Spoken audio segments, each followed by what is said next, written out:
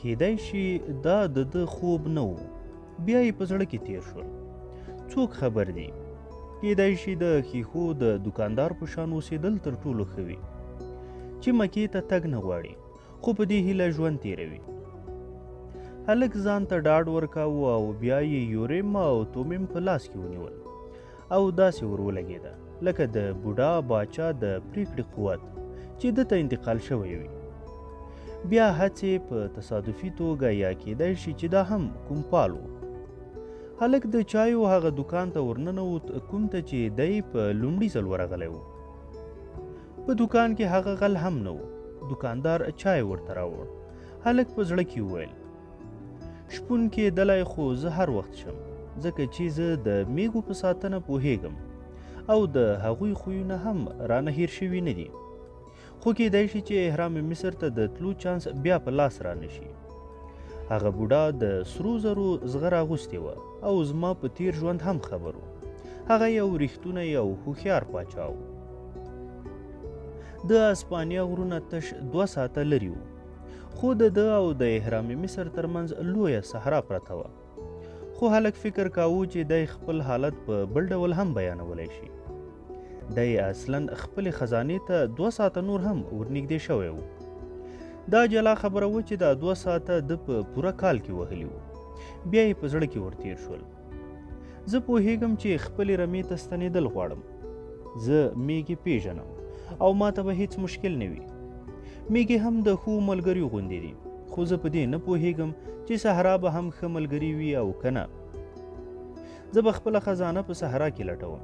که خزانه په لاس رانغله نو خپل کور ته خو هر وخت ستنېدلی شم. اوس زه ډېرې پیسې او ډېر وخت هم لرم. ناڅاپه هلک یوه هیجاني خوشحالي احساس کړه. په زړه کې یې ویل چې شپون او د ښیښو دوکاندار خو زه هر وخت جوړېدلی شم. کیدای شي چې په نړۍ کې ډېرې پټې خزانې وي، خو زه یو خوب هم لرم او یو پاچا مې هم لیدلی دی او دا پیښې د هر چا سره خو نه کیږي.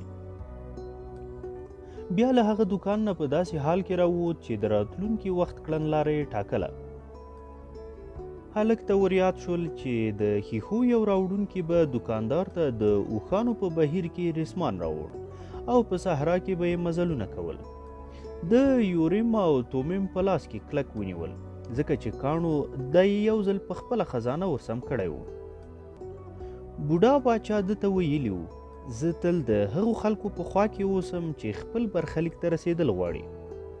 هلک په زړه کې وویل چې که د هغه سوداګر ګودام ته ورشي او وپوښتي چې احرام مصر رښتیا دومره لرې دی نو څه به یې کم شي. پیرنګی په هغه نیم ګودام او نیم غوجل کې د لرګي په یوه میز ناست و. چار چاپیره د څارویو خولو او دوړو بویونه ختل. پیرنګي د یوه کیمیاوي مجلې پاڼې اړولې او له ځان سره یې فکر کاوه دا په څه ښه ځای کې راګیر شوم. 10 کاله مې په پوهنتون کې تیر کړل او اوس په دې غوجله کې ناست یم. خو ده په پالونو باور درلود او پوهېده چې سفر مهم دی. د پیرنګي د ټولې مطالعې او ژوند مرام د نړۍ د رښتونې ژبې لټون و. لومړی خو د اسپرانټو زده کړه، بیا یې مذهبونه ولوستل او اوس یې په کیمیا پیل کړی و. دی په اسپرانټو غږېدی شوی او د نړۍ په مذهبونو پوهېده، خو بیا هم د کیمیاګر نه و. د ده مهمو پوښتنو تر شا رښتیاو غوټې پرانیستې وې. خو کله کله به مطالعې داسې ځای ته ورساوه چې نور تګ به ورته ګران ښکارېده. ده ډېره هڅه وکړه چې د یو کیمیاګر سره راشه درشه جوړه کړي، خو بریالی شوی نه و. کیمیاګران خو عجیب خلک وو. هر وخت به یې د خپل ځان په باب فکر کاوه او ټولو د پیرنګي د مرستې نه سکوت انکار کړی و. دا هم کیدای شوی چې دوی په خپله هم د پارس یا زرکاڼې په راز نه و پوهېدلي، ځکه یې غوښتل چې خپل علم تر ځان پورې وساتي. پیرنګي د پلار د میراث ډیره برخه د پارس په لټون کې شیندلې وه. ده د نړۍ په لویو کتابتونونو کې خورا ډیر وخت تیر کړی و. د کیمیا په باب خپرېدونکي نوي کتابونه یې اخیستي وو. په یو کتاب کې یې لوستلي وو چې ډیره موده وړاندې یو عرب کیمیاګر اروپا ته راغلی و. په کتاب کې لیکلي وو چې هغه 200 کلن کیمیاګر د پارس او د ژوند اکسیر په موندلو کې بریالی شوی و. په پیرنګي دې خبرې ډېر اغېز کړی و، خو ده دا هم یوه اسطوره ګڼله. خو بیا د ده یو ملګري چې د لرغونپوهنې په سفر یوې صحرا ته تللی و بیرته راغی او ده ته یې د یو عرب کیسه وکړه چې د عجیب استعداد خاوند و. ملګري یې ورته ویلي و هغه د الفیوم په رغیاڼه کې اوسیږي. خلک وایي چې 200 کلن دی او د هرې مادې نه سره زر جوړولی شي. د دې خبرې په اورېدو پیرنګی هیجاني شوی و. خپل ټول کارونه یې پرېښي وو او اوس د څو مهمو کتابونو سره په دې بویناک او د دوړو نه ډک ګودام کې ناست و. د ګودام نه بهر یو کاروان لیږدېدو ته تیاری نیو. کاروان د صحرا په صحرا تېرېدونکی و او اټکل کېده چې د الفیوم په لار وځي. پیرنګي له ځان سره وویل دغه پیر مړی کیمیاګر خو به خامخا ووینم. اوس ده ته د ګودام بوی هم د زغم وړ و. په دې کې یو ځوان عرب د خپل سامان سره راننوت او پیرنګي ته یې ستړي مشي وویل. بیا یې وپوښتل چیرته ځې؟ پیرنګي ځواب ورکړ زه صحرا ته ځم. بیا کتاب ته ځیر شو. پیرنګي نه غوښتل چې خبرې وکړي ځکه چې دی پوهېده چې کیمیاګر به ارومرو په ده ازمایښت کوي. ده غوښتل چې د کلونو کلونو مطالعې په دوران کې چې کومه زده کړه کړې وه هغه بیا را برسېره کړي. ځوان عرب هم یو کتاب راواخیست او په لوستلو بوخت شو. کتاب د اسپانیایي په ژبه لیکل شوی و. پیرنګي په زړه کې وویل چې دا ښه خبره ده ځکه چې ده د عربۍ په پرتله د اسپانیایي ژبه ښه زده وه. د فکر کاوه چې که دا هلک هم الفیوم ته ځي نو په وزګار وخت کې به یې د خبرو ملګری خو وي. هلک د کتاب په پیل کې د جنازې د مراسمو د لوستو هڅه وکړه. بیا یې له ځان سره وویل عجبه خبره ده 2 کاله کېږي چې دا کتاب مې اخیستی دی خو لومړی څو پاڼې مې هم لا نه دي لوستلي. اوس خو پاچا هم نشته چې په لوست کې مداخله وکړي خو بیا هم د دې کتاب لوستل ډیر ګران دي. هلک تر اوسه د خپلې پریکړې په اړه لږ شکمن غوندې و خو پوهېده چې پریکړه کول پیښو سرنامه ده. د پریکړې کول داسې دي لکه بنیادم چې بهاندو اوبو ته ور ټوپ کړي چې هغو ځایونو ته سړی وړي چې مخکې د چیرته په خوب کې هم نه وي لیدلي. د هلک په زړه کې تیر شول ما چې لومړی ځل د خپلې خزانې د لټون پریکړه کوله نو پخوا خاطر کې مې هم نه و چې زه به د ښیښو په دوکان کې کار کوم. اوس په دې کاروان کې د تلو پریکړه کول زما کار دی خو کاروان به چیرته ځي دا زما لپاره یو راز دی. په خوا کې ناست د کتاب په لوستو بوخت پیرنګي بې صمیمیته ښکارېده. دی د هلک په راننوتو هم خوشحاله نه برېښېده.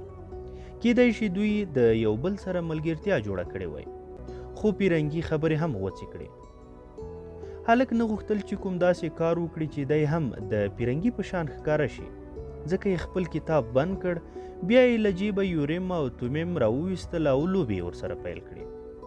پیرنګي چغه کړه یوریم او تومیم؟ خو هلک زر کاڼي بیرته جیب ته واچول او ویې ویل دا د خرڅ لپاره نه دي. پیرنګي ځواب ورکړ دا دومره قیمته هم نه دي دا د غره کاڼي دي او په نړۍ کې خورا ډیر غرونه شته خو څوک چې پوهیږي نو هغوی یې پیژني چې دا یوریم او توریم دي. ما فکر نه کاوه چې د نړۍ په دې ګوټ کې به هم دا کاڼي وي. هلک وویل دا ماته یو پاچا ډالۍ کړي وو. پیرنګي بې د څه ویلو جیب ته لاس کړ او 2 کاڼي یې راویستل چې کټ مټ د هلک د کاڼو په شانو. بیا یې وپوښتل تا څه ووې پاچا؟ فکر کوم ته په دې باور نه کوي چې پاچا به زما غوندې شپانه سره خبرې کړې وي. نه داسې نه ده. شپانه هغه خلک دي چې تر ټولو د مخه پاچا پیژني. کله چې نور خلک د پاچا د پیژندلو نه انکار کوي نو شپانه یې پیژني چې دا پاچا دی. د یو شپانه او پاچا په خپلو کې خبرې کول دومره عجبه خبره نه ده. بیا یې د هلک د پوهولو لپاره خبره پسې وغځوله. دا هر څه په انجیل کې لیکلي. انجیل هغه کتاب دی چې ما د یوریم او تومیم په باره کې لوستل پکې کړي. دا کاڼي د پالکتنې هغه یوازینی صورت دی چې خدای یې اجازه ورکړې ده. پادریان دا کاڼي د سرو زرو په زغرو کې ټومبلې ګرځوي. هلک ناڅاپه ګودام ته په راتلو خوشحالي احساس کړه. پیرنګي له ځان سره په لوړ غږ ویل کیدای شي چې دا هم یو پال وي. د هلک دلچسپي زیاته شوه او ویې پوښتل تا ته د پالونو حال چا ویلی؟ پیرنګي کتاب بند کړ او ویې ویل په ژوند کې هر څیز یو پال دی. دا هغه نړیواله ژبه ده چې یو وخت هر څوک پرې پوهېدل، خو اوس خلکو دا ژبه هیره کړې ده. زه له نورو شیانو سره سره د نړیوالې ژبې په لټون پسې دې ځای ته راغلی یم. زه د یو کیمیاګر په لټون سر یم، ځکه هغه په نړیواله ژبه پوهیږي. د ګودام څښتن چې یو پنډ عرب و د دوی خبرې وڅې کړې. ستاسو دواړو بخت ښه دی، کاروان به نن الفیوم ته د تلو لپاره کوچیږي. هلک وویل خو زه مصر ته تلل غواړم. الفیوم په مصر کې دی؟ ته څنګه عربي چې د دې نه هم نه یې خبر؟ پنډ عرب چې له ګودام نه ووت نو پیرنګي وویل دا یو ښه پال دی. که زما وس وای نو د بخت او تصادف په باب به مې یو انسایکلوپیډیا لیکلې وه.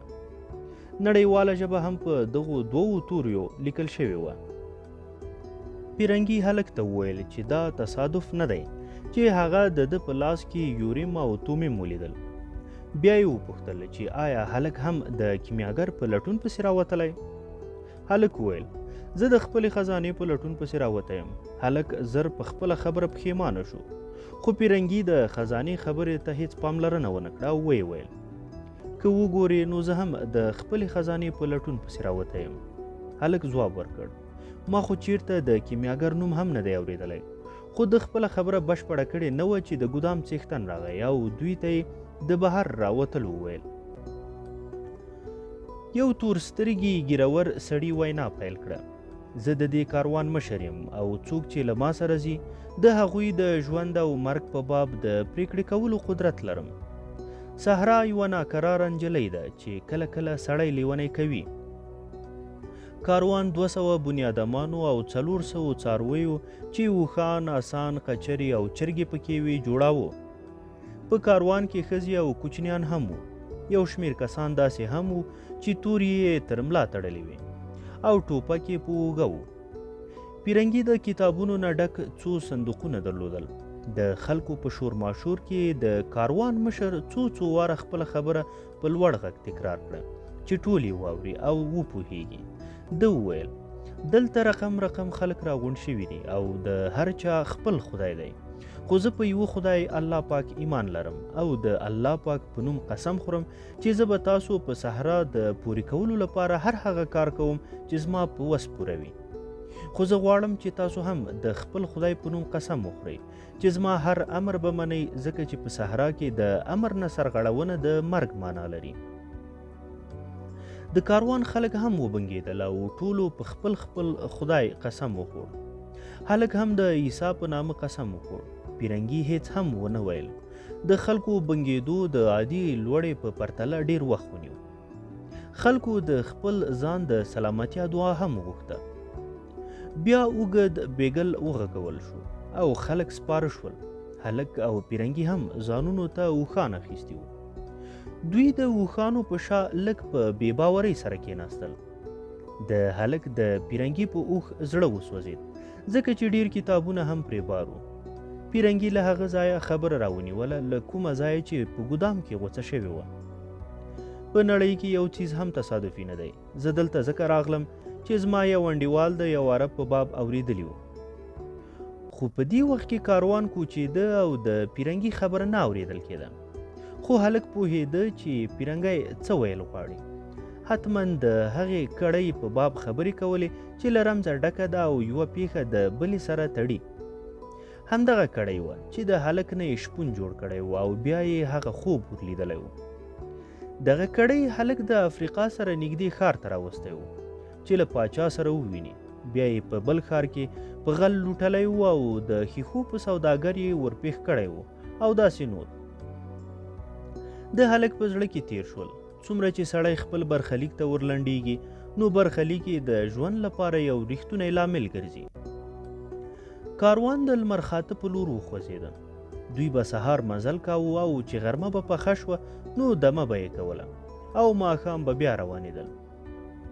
هلک د پیرنګي سره ډېرې لږې خبرې کولې ځکه چې پیرنګي به زیات وخت د خپلو کتابونو ته ورکاوه.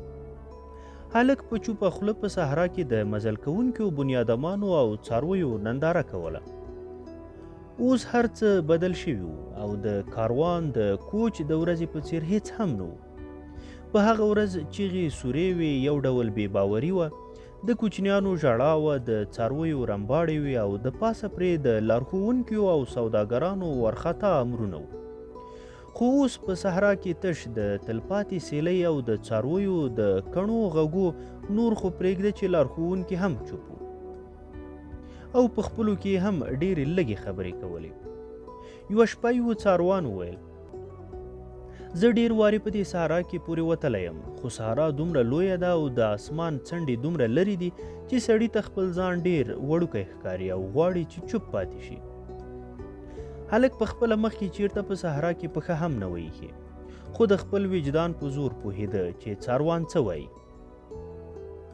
ده به چې کله هم سیند یا اور ولید نو د عناصرو زور به چوپ کېدو ته اړ ویست. هلک له ځانه سره وویل: ما له میږو او د ښیښو له لوښو نه زده کړه کړې ده، اوس زه د صحرا نه هم زده کړه کولی شم. داسې ښکاري چې زه لوی شوی او هوښیار شوی یم. په صحرا کې هر وخت سیلۍ چلیده او هلک ته هغه ورځ وریاده شوه چې په طریفه کې ناست و او دغه سیلۍ یې په مخ لګېده. بیا د خپلو میږو وړۍ وریادې شوې، هغه میږې چې د تل غوندې اوس هم د اسپانیې په مالڅړونو کې د خوراک څښاک په لټه کې ګرځېدې. هلک اوس په میږو پسې خفه نه و، د ده په زړه کې ورګرځېدل هغه اوس زما میږې نه دي، هغوی به اوس له خپل نوي شپانه سره روږدي شوي وي، کیدای شي زه یې هیر کړی یم، خو ښه خبره ده د میږو په شان ژوي چې په ګرځېدو روږدي وي د مخکې تلو سره هم بلدې وي. بیا د سوداګر لور وریاده شوه، خو باور یې و چې هغه به اوس واده شوي وي، کیدای شي چې نجلۍ د کوم نانوای سره واده کړی وي یا له بل داسې شپانه سره چې کتابونه یې لوستلی شوی او نجلۍ ته خوندورې کیسې بیانې کړي. په نړۍ کې تش یو دی خو نه و چې کتابونه یې لوستل او خوندورې کیسې یې بیانولې. خو خلک په زړه کې ډیر خوشحاله په دې وو چې دی د څاروان په خبرو د خپل وجدان په زور پوهېده. داسې برېښېده لکه چې ده هم ورو ورو هغه نړیواله ژبه زده کوله چې د خلکو تیر وخت او اوسنی حالت پکې بیانېږي. د هلک مور به دې ته ګمان وایي. هلک اوس پوهېده چې وجدان طبیعت په ژوند کې ناڅاپه د روح غوپه کېدو ته ورته دی، چیرته چې د ټولو خلکو تاریخ په یو بل پورې تړلی دی او موږ په دې ځکه پوهیږو چې دا هر څه هلته لیکلي دي. بیا یې د ښیښو د سوداګر خبره رایاده کړه او له ځان سره یې وویل: مکتوب.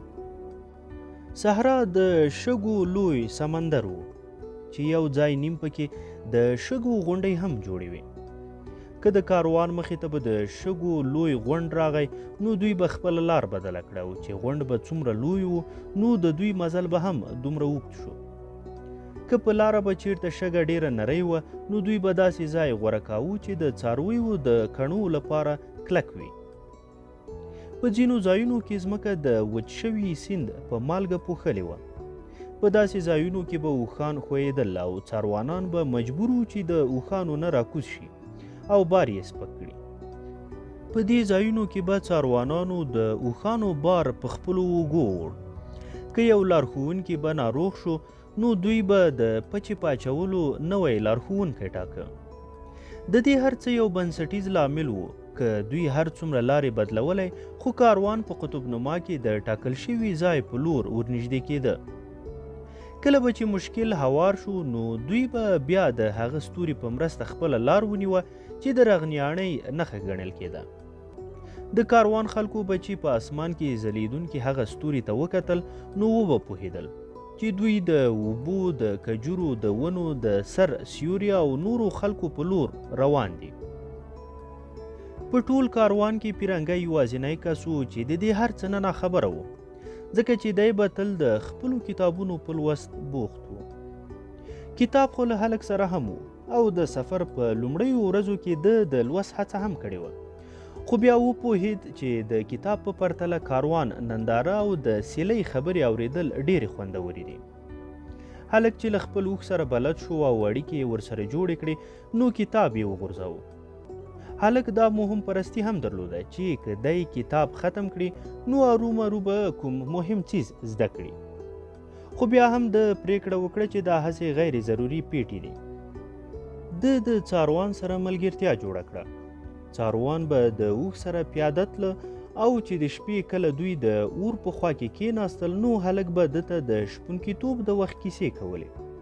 په داسې شیبو کې یو ځل څاروان وویل: زه د الک بورم سره نږدې اوسېدم. ما خپل باغ او ماشومان درلودل. داسې ژوند مې کاوه چې زما د مرګ پورې د بدلون هیڅ امکان نه و. یو کال چې فصلونه ډیر ښه شوي وو موږ ټول مکې ته لاړو او زما د زړه تر ټولو لوی ارمان پوره شو. ما احساس کړه چې اوس زه په خندا خوشحالۍ مرګ ته هرکلی ویلی شم. خو یوه ورځ ځمکه په ښویېدو شو او نیل د خپلو څنډو نه سیلاب راویست. ما فکر کاوه چې داسې پیښې د نورو خلکو سره کیږي او زما سره به هیڅ کله هم داسې ونه شي. زما ګاونډیان ویریدل چې د زیتون ونې به سیلاب لاهو کړي او زما میرمن ویریده چې زموږ کوچنیان به ډوب کړي. ما په خپله فکر کاوه چې هر څه به تباه شي. سیلاب ډیره بربادي راوړه او زه اړ شوم چې د رزق ګټلو لپاره بله لار ولټوم. اوس زه یو څاروان یم، خو دې بربادۍ زه د الله پاک په دې وینا پوه کړم چې خلک که د خپلې خوښې او د اړتیا د څیزونو لاسته راوړلو استعداد ولري نو دوی باید د ناپېژندلیو څیزونو نه ویره ونه کړي. موږ وویریږو چې هر څه چې لرو دا به مو له لاسه وځي، که دا ژوند وي، که جایداد وي او که مال وي. خو کله چې موږ وپوهیږو چې زموږ ژوند او د نړۍ تاریخ په یو قلم لیکل شوی دی نو زموږ ویره ختمه شي. کله کله به دوی ته بل کاروان هم په مخه ورغی. یو کاروان به ټول هغه شیان درلودل چې د بل سره به یې کمبود و. رښتیا داسې ښکارېده لکه هر څه چې په یو قلم لیکل شوي وي. کله به چې دوی د اور خواته کېناستل نو څاروانانو به یو بل ته د صحرا کیسې کولې او د سیلۍ په باب یې معلومات سره شریکول. کله کله به عجیب سړي راښکاره شول چې تربوزک به یې وهلي وو. دا هغه بدوان وو چې د کاروان د لارې څارنه یې کوله. دوی به د کاروان خلکو ته د غلو او وحشي قبیلو په اړه خبرتیا ورکوله. دوی به ډیر په چوپتیا سره راتلل او غلي غوندې به روانېدل. ټولو به تور کالي اغوستي وو او فقط سترګې به یې ښکارېدې. یوه ورځ هلک د پیرنګي سره د اور خواته ناست و چې یو څاروان راغی او ده ته یې وویل: د قبیلوي جګړو په اړه ګنګوسې خورې دي. درې واړه څو دقیقې چوپ شول. چا هم څه ونه ویل. خو هلک احساس کړه چې په هوا کې د ویرې تاثیر دی. د یو ځل بیا د هغې نړیوالې ژبې چې توري نه لري تجربه کوله. البته پیرنګي وپوښتل چې دوی له کوم خطر سره خو نه دي مخ؟ خو څاروان ځواب ورکړ: صحرا ته یو ځل د راننوتو نه پس په شا د ګرځېدو لار نه وي او کله چې ته په شا نشې تللی نو فقط د مخکې تلو لپاره د ښې لارې سودا پکار ده. نور هر څه آن خطر هم الله پاک ته پرېږده.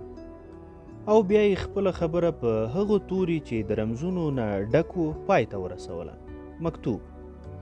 کله چې څاروان پاڅېد نو هلک پیرنګي ته وویل: ته باید کاروان ته ځیر شي. موږ څومره لارې بدلې کړې خو اوس هم هغه یو لوري ته روان یو. پیرنګي ځواب ورکړ: او ته باید د نړۍ په باب لږه نوره مطالعه هم وکړې. کتابونه هم کاروان ته ورته دي.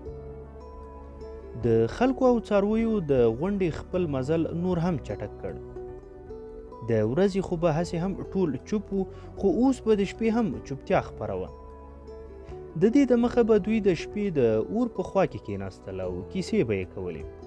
بیا یوه ورځ د کاروان مشر پریکړه وکړه چې د شپې اورونه هم مه بلوئ، ځکه چې د شپې اور د لرې نه ښکاري او د خلکو کاروان ته پام کیږي. اوس به دوی ځانونه د ساړه نه ساتلو سپاره د څارویو دایره جوړه کړه او په خپله به یې په منځ کې څملاستل. د کاروان مشر د شپې څوکۍ لپاره وسلوال کسان هم وټاکل. یوه شپه پیرنګي ته خوب نه ورته او هلک ته یې ورغږ کړل. دواړه د کاروان د دمه ځای سره نږدې د شګو د کمرو په لوري په چکر ووتل. د 14مې سپوږمۍ رڼا خوروله او هلک پیرنګي ته د خپل ژوند کیسه تېره کړه. پیرنګي ته د ښیښو په دوکان کې د ګټې کیسې ډیر خوند ورکړ او هلک ته یې وویل: دا هغه مفکوره ده چې په ټوله نړۍ پاچاهي کوي. په کیمیا کې دې ته د نړۍ روح ویل کیږي. کله چې ته رښتیا یو کار سرته رسول غواړې نو د نړۍ روح ته ورنږدې شي او دا تل د یو مثبت ځواک کار ورکوي. بیا یې زیاته کړه چې روح فقط په بنیادم کې نه وي بلکې د ځمکې په مخ وجود لرونکی هر چیز، معدنیاتو، سبزیانو او ځناورو ان چې یو خیال هم روح لري. د ځمکې په مخ هر وخت هر چیز د یو نه بل شکل ته بدلیږي ځکه چې ځمکه ژوندۍ ده او دا هم روح لري. موږ په خپله د روح برخه یو ځکه موږ ښه پوهیږو چې دا زموږ لپاره کار کوي. کیدای شي تا په دکان کې احساس کړی وي چې د ښیښو لوښو ستا مرسته کوله. هلک سپوږمۍ ته او بیا شګو ته وکتل، څه فکر یې وکړ او بیا یې وویل زه په صحرا کې کاروان ته ځیر وم. کاروان او صحرا دواړه په یوه ژبه خبرې کوي ځکه خو صحرا کاروان ته په خپل ځان د تیریدو اجازه ورکوي. دا په هر ګام کې د کاروان ازمایښت کوي او که کاروان په ازموینه کې بریالی شي نو موږ به رغیانۍ ته ورسیږو. موږ دواړه په دې کاروان کې د خپلې مشخصې میړانې له امله مزل کوو. که موږ په دې ژبه نه پوهیدو نو دا مزل به ډیر ګران و. دواړه ودرېدل او سپوږمۍ یې ننداره کړه. بیا هلک وویل دا د پالونو جادو دی. ما لیدلی دي چې لارښوونکي څنګه د صحرا نښې لولي او څنګه د کاروان روح د صحرا روح سره خبرې کوي. پیرنګي وویل زه باید کاروان ته ځیر شم. هلک ځواب ورکړ او زه باید ستا کتابونه ولولم. دا عجب کتابونه وو. په دوی کې د مالګې، پارې، ښامارانو او پاچایانو ذکر و او هلک په یو کتاب هم نه و پوهېد. داسې برېښېده چې ټول کتابونه دا یوه خبره بیا بیا تکراروي چې ټول موجودات فقط یو څیز جلا جلا څرګندونه ده. په یو کتاب کې هلک ولوستل چې د کیمیا په باب تر ټولو مهم عبارت فقط څو کرښې دي چې په یوه زمرود لیکل شوي دي. پیرنګي د یو ښوونکي په غرور وویل دې ته د زمرود لوحه ویل کیږي. هلک وپوښتل نو بیا دا دومره ډیر کتابونه د څه لپاره دي؟ پیرنګي ځواب ورکړ د دې لپاره چې موږ په هغو څو کرښو وپوهیږو چې داسې ښکارېده لکه پیرنګي په خپله هم په دې خبره باوري نه و. خو هغه کتابونه چې د نامتو کیمیاګرانو ذکر پکې و د هلک لپاره ډیر په زړه پورې و. دا کیمیاګران هغه خلک وو چې ټول عمرونه یې په خپلو لابراتوارونو کې د مادې سوچه کولو ته بخلي وو. دوی په دې باور وو چې که ماده د څو کالو پورې توده وساتلی شي نو دا به خپله ځانګړنه له لاسه ورکړي او د نړۍ په روح کې به بدله شي او د نړۍ روح به د ځمکې په مخ د هر څیز په پیژندنه او په هغه باندې د پوهېدلو په کار کې د دوی مرسته وکړي ځکه چې دا د ټولو شیانو شریکه ژبه ده. دې نوي کشف شوي څیز ته دوی د شاهکار نوم ورکاوه. دا څیز نیم اوبه او نیم کلک و. هلک د پیرنګي نه تپوس وکړ د دې ژبې د زده کولو لپاره ته تش په پالونو او د بنیادمانو په ځیرولو ګزاره نشي کولی. پیرنګی لږ غوسه شو. ته دا مرض لري چې هر څیز ساده کړي. کیمیا یو جدي علم دی او په دې کې د هر قدم داسې پورته کول پکار دي لکه څنګه چې استادانو پورته کړي دي. هلک ولوستل چې د شاهکار د اوبو برخې ته د ژوند اکسیر وایي چې ټولې ناروغۍ لرې کوي او د دې په برکت کیمیاګران ټول عمر ځوانان اوسیږي او د شاهکار کلکې برخې ته پارس وایي. پیرنګي وویل د پارس موندل څه آسان کار نه دی. د دې لپاره کیمیاګران په کلونو کلونو په لابراتوارونو کې د هغه اور ننداره کوي چې په ماده کې سوچوالی راولي او له اور سره دومره وخت تیر کړي چې د نړۍ ټولې ککړتیاوې ترېنه ویلې شي او دوی دا خبره درک کړي چې د مادې سوچه کېدو دوی په خپله هم سوچه کړي دي.